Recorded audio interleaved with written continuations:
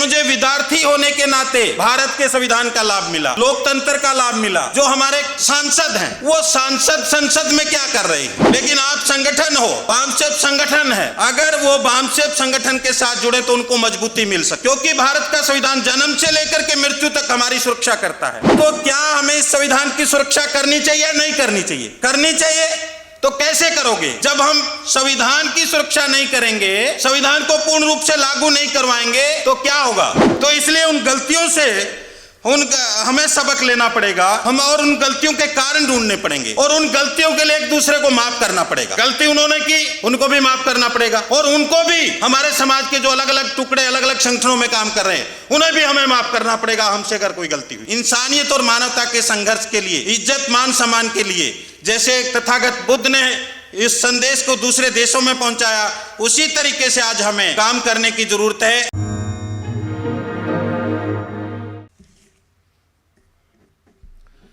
साथियों, इस सत्र में विभिन्न संगठनों का प्रतिनिधित्व कर रहे प्रतिनिधिगण और सभागार में उपस्थित साथियों,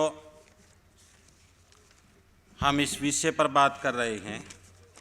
कल भी इस विषय पर बातचीत रखी गई कि भारत के संविधान से और लोकतंत्र से जिन्होंने लाभ लिया, जो इसके लाभार्थी हैं, उनका क्या कर्तव्य है, उन्हें क्या उद्घोष करना चाहिए और आपस में सामूहिक चर्चा करके हमें सामूहिक संकल्प, वो कौन सा संकल्प है, उसकी तरफ बढ़ना चाहिए।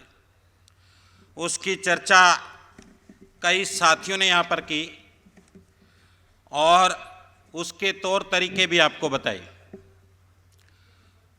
उस पर जाने से पहले एक बात की चर्चा सभी संगठनों के प्रतिनिधियों को, जो यहाँ पर मौजूद हैं और जो यहाँ मौजूद नहीं हैं, उनसे भी अपील है कि हमें एक चिंतन करने की ज़रूरत है, क्योंकि उस चर्चा पर हम जाएंगे। उस चर्चा से पहले मतलब एक चीज़ सोचने की ज़रूरत है, हमने अलग अलग रहकर आज तक क्या किया। उसमें बहुत सारे लोग बोलते हैं, बामसेफ के बारे में भी बोलते हैं, हालांकि वो लॉजिकल सवाल नहीं है, क्योंकि बामसेफ एक व्यक्ति की नहीं हो सकती, एक जाति की नहीं हो सकती, एक पार्टी की नहीं हो सकती, एक एरिया की नहीं हो सकती, लेकिन फिर भी कई लोग बोलते हैं कि बीएसपी की बामसेफ, क्या नाम है, मेसराम की बामसेफ, ताराराम की बामसेफ, सुबच्चन राम की बामसेफ, ऐसे कई लोगों की, इधर भी कई बार बोल देते हैं कई लोग बोरकर साहब की बामसेफ, क्योंकि बामसेफ एक व्यक्ति की नहीं हो सकती। बामसेफ मूल निवासी बहुजन समाज के लोगों का संगठन है और मूल निवासी बहुजन समाज के लोगों के लिए है, किसी व्यक्ति विशेष के लिए नहीं है, किसी व्यक्ति विशेष को राष्ट्रीय अध्यक्ष बनाने के लिए नहीं है, किसी व्यक्ति विशेष को महिमा मंडित करने के लिए नहीं है। तो बामसेफ क्या है? मूल निवासी बहुजन समाज के लोगों का संगठन है। और किस लिए है? व्यवस्था परिवर्तन के लिए है। हम टोटल चेंज करना चाहते हैं, उसके लिए है। लेकिन फिर भी कई तरह के उतार चढ़ाव आए।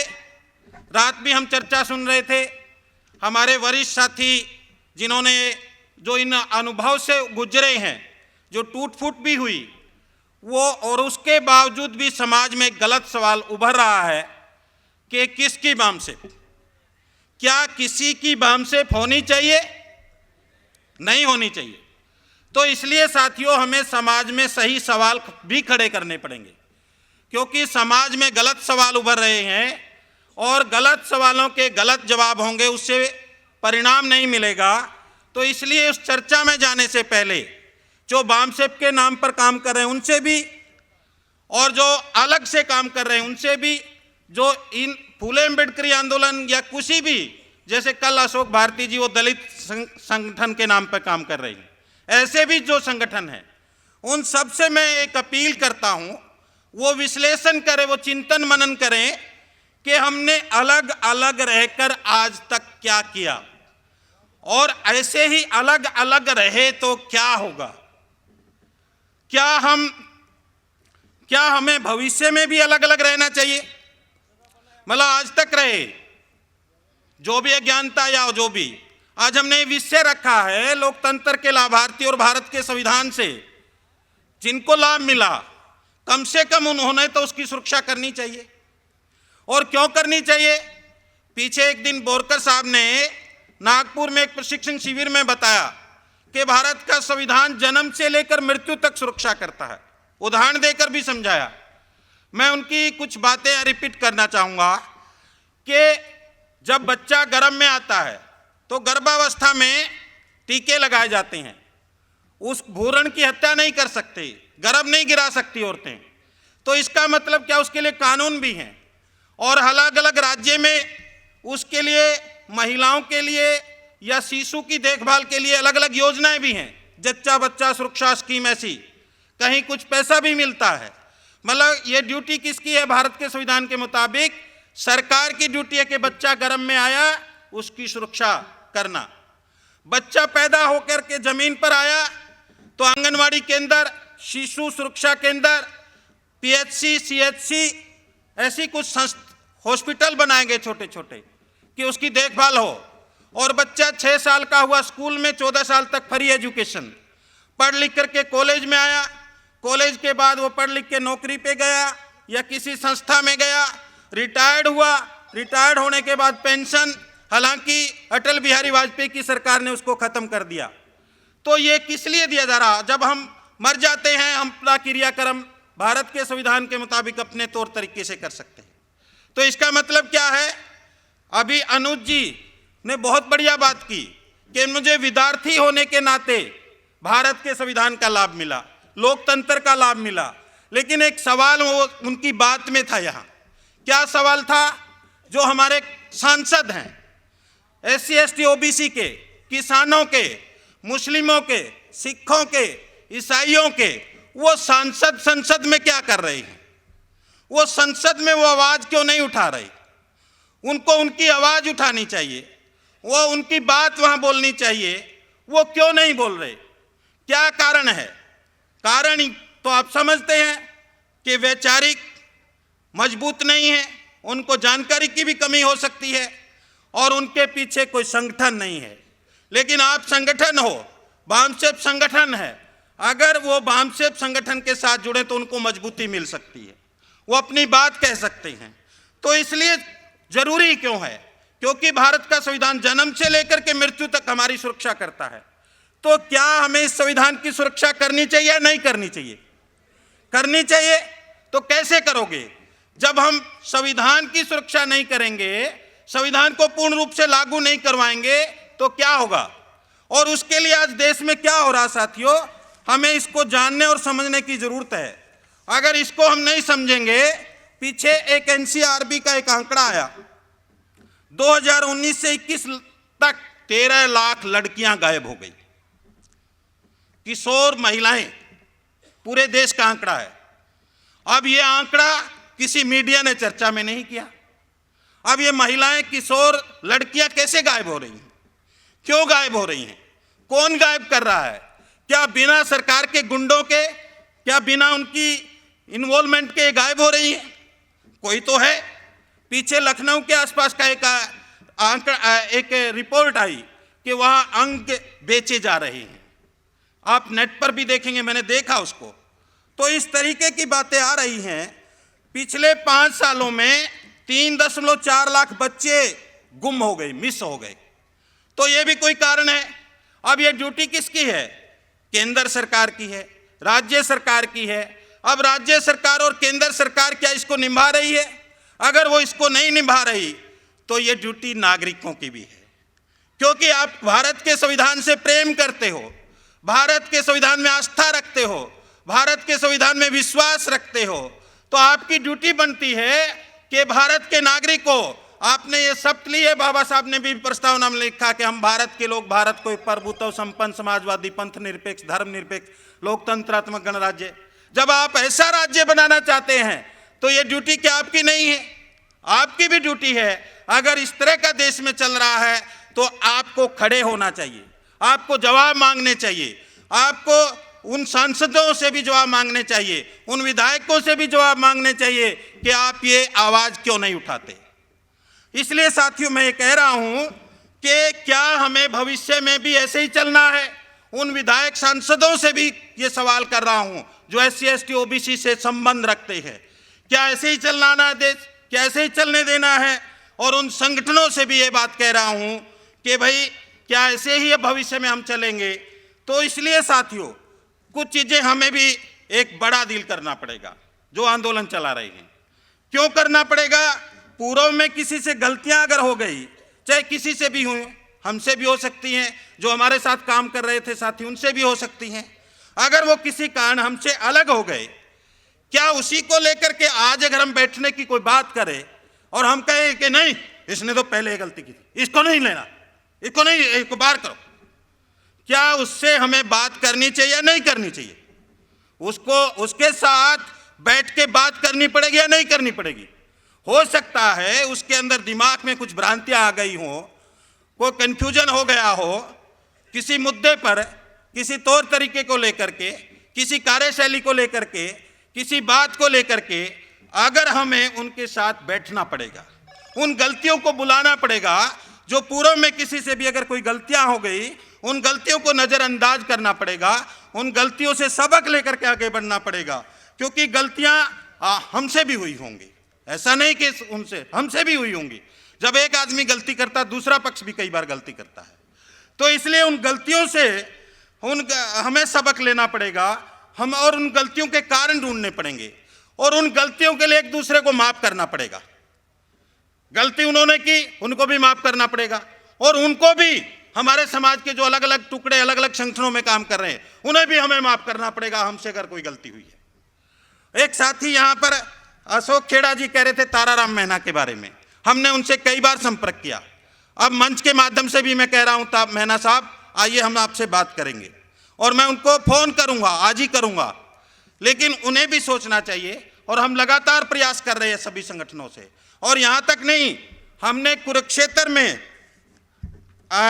नेपाल के कुछ सांसद आए, पूर्व मंत्री आए, उन लोगों ने भी हमारे साथ एक अंतर्राष्ट्रीय सम्मेलन किया NCC MBU के तहत, जिसमें मैं उनके नाम आपके सामने रख दूंगा, बताऊंगा।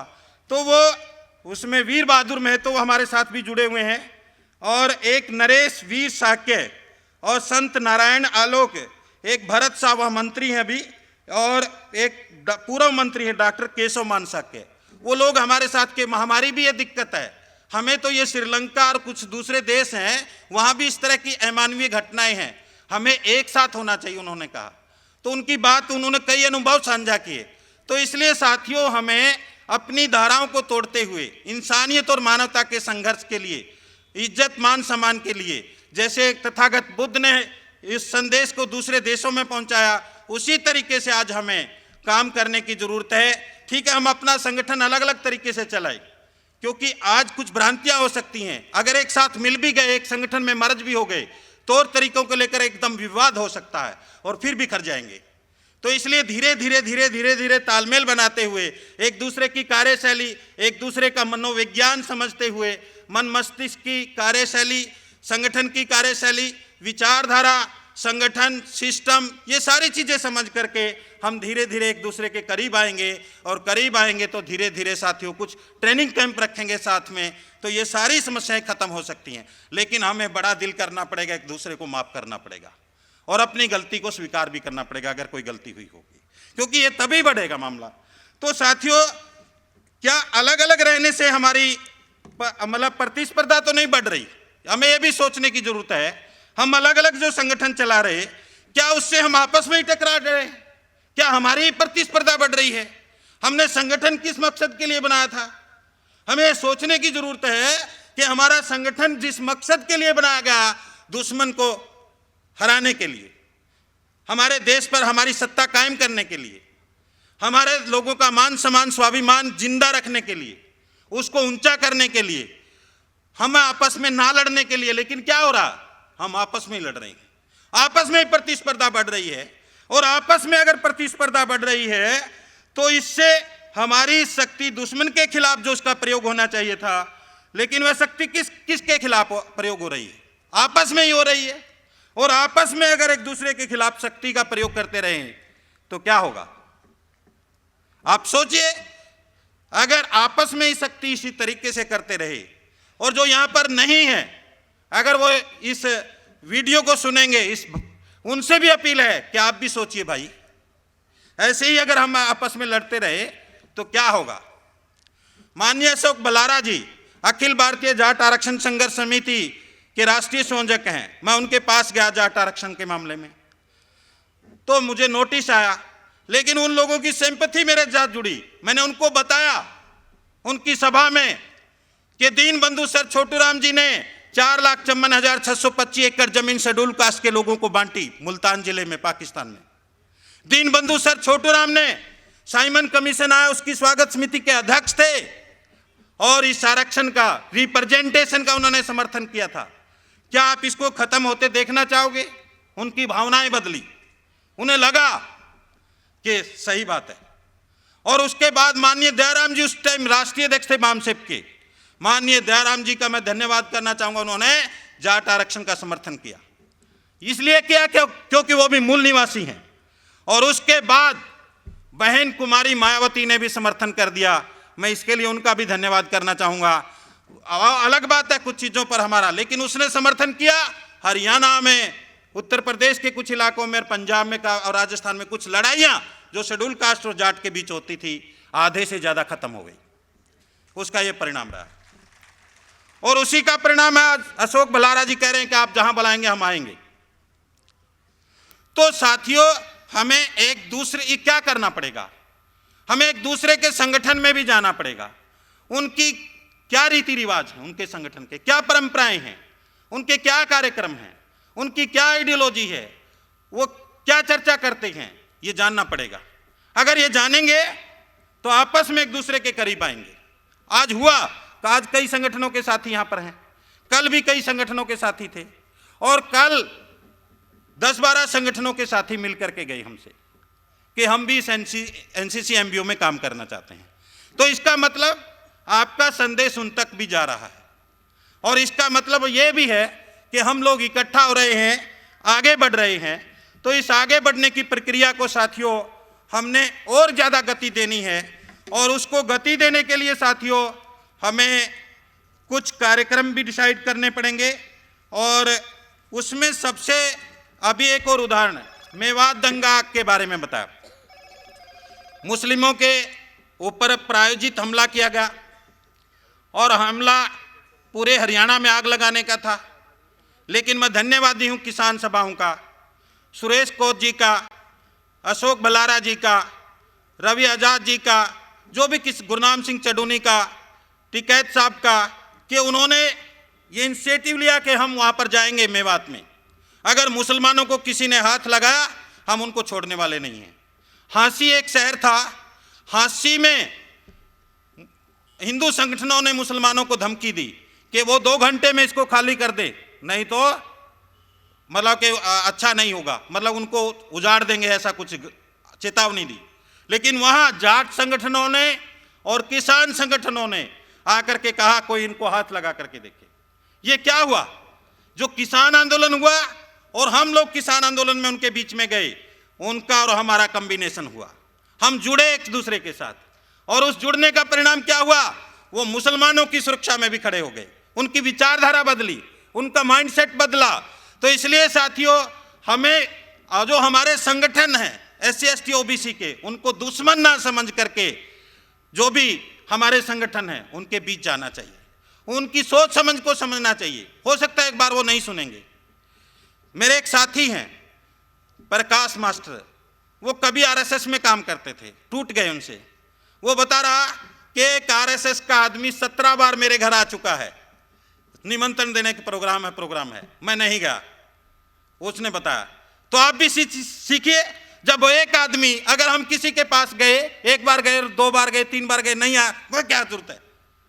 और जो आदमी आरएसएस का 17 बार जा सकता है, तो आप 34 बार आपको जाना चाहिए कम से कम उसके घर कि भाई आइए। तो इसलिए साथियों, आपको क्या है, ठीक है कुछ लोगों का चाल चरित्र ठीक नहीं होगा, वो आड़े आएगा, धीरे धीरे आइडेंटिफाई भी हो जाएंगे।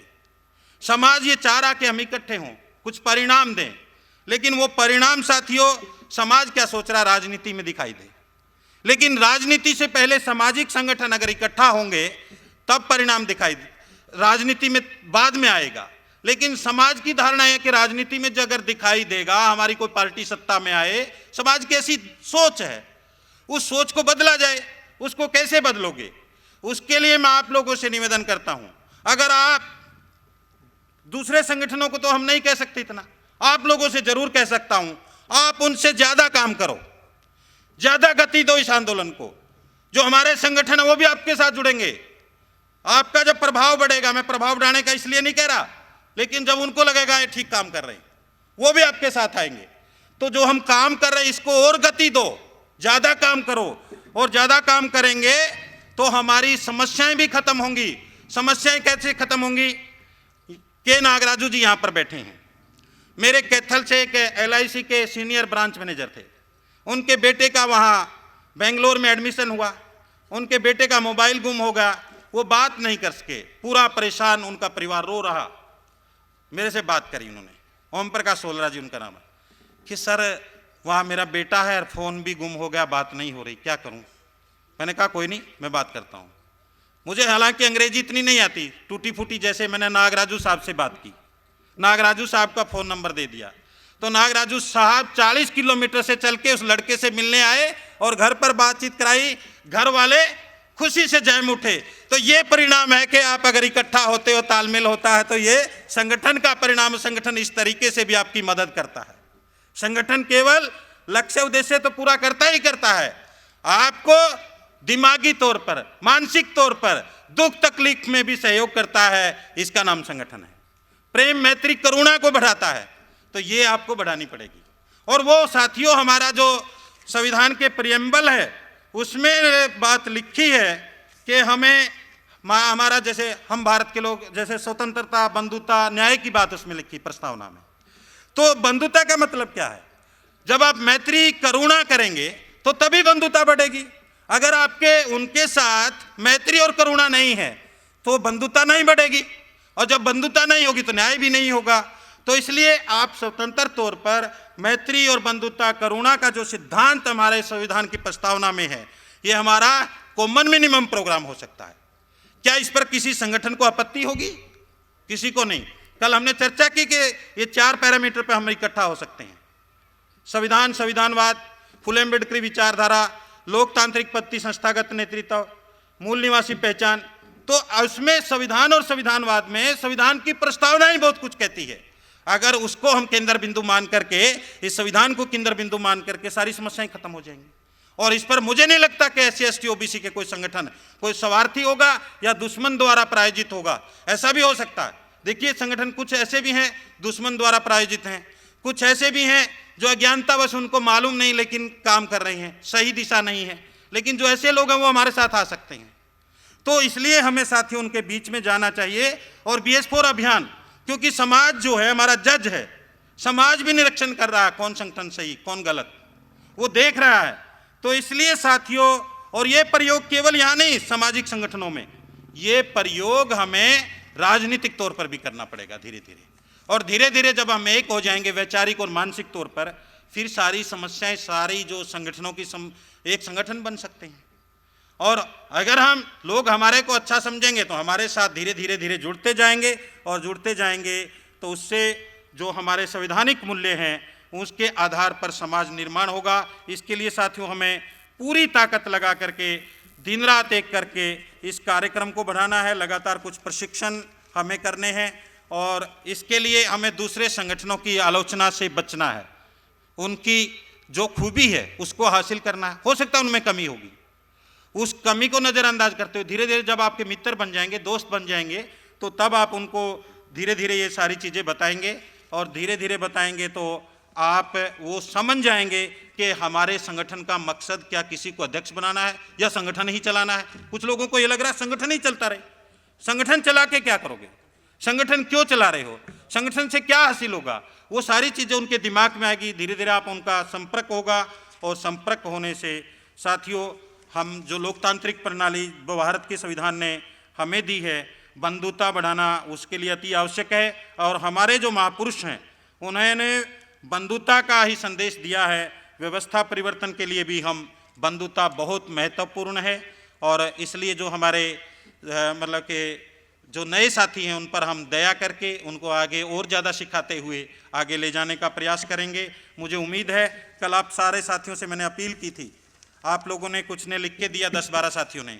जिन लोगों ने नहीं लिख के दिया मैं उनसे भी अपील करता हूं कि आप मुझे आज का जो विषय था, कल भी हमने इस पर चर्चा की, इस पर और कुछ चीज़ें लिख कर दें, उनका हम चर्चा करेंगे और उनको मैं एक मतलब एक उसका कुछ लिख करके अलग से एक मतलब मटेरियल हम बनाने का प्रयास करेंगे, पंपलेट वगैरह। तो इसलिए साथियों, आपको ऐसी ही भावना रखनी है जिसके मिलने से उत्साह कई गुना बढ़े। हमें ऐसे आचरण करना है, हमारा उत्साह बढ़े और उन साथियों के बिछड़ने से जो मतलब के मतलब ऐसा काम हमें नहीं करना है। क्योंकि मैं बीएसपी में भी रहा साथियों। बीएसपी में जब मैं काम करता था 150 किलोमीटर हम साइकिल चलाते थे और जिस घर में जाते थे उस घर की औरतें शहरों में भी क्या नाम है 40-50 लोगों की रोटी बनाती थी। शायद आज मेरे घर में ना बनाए। मतलब कि ये गिरावट आई हमारे अंदर। इस गिरावट को हमें दूर करना पड़ेगा कि हमारी जो महिलाएं हैं, हमारे जो इसमें क्या है, हमें चरित्र आचरण अच्छा करना पड़ेगा। और जो उस समय में एक जुनून था लोगों में किसी घर में, और कुछ ऐसे लोग भी थे जिन्हों पूरी की पूरी तनख्वाह बीएसपी के लिए दे दिया करते थे। हम गांव में जाते थे, मीटिंग लगाते थे और मीटिंग के बाद वो लोग आ जाते थे। आज उसी जुनून से साथियों काम करने की ज़रूरत है, क्योंकि वो जो पहला एक्सपेरिमेंट हमारा फेल हो गया है। अब हमें नए एक्सपेरिमेंट के लिए मतलब कि सही दिशा में जाने के लिए संघर्ष करना है। मैं इसी आशा और उम्मीद से आपसे रजा चाहूँगा। बहुत सारी बातें हो सकती हैं क्योंकि समय का भी अभाव है, अगला सत्र हमें शुरू करना है। तो इसी के को ध्यान में रखते हुए आपसे रजा चाहता हूँ। सारे साथी इस उद्देश्य लक्ष्य को ध्यान में रखते हुए प्रेम, मित्रता, बंधुता स्थापित करके दूसरे संगठनों को तालमेल बनाते हुए इस कारवां को मंजिल तक ले जाने का प्रयास करेंगे। आपने मेरी बात को सुना, आपका बहुत बहुत धन्यवाद। जय भीम, जय मूल निवासी, जय भारत, जय संविधान। Thank you. MNT news network को सब्सक्राइब करें, लाइक और फॉलो करना ना भूलें। साथ ही बेल आइकॉन दबाकर जन जागृति की मुहिम में जुड़े रहें।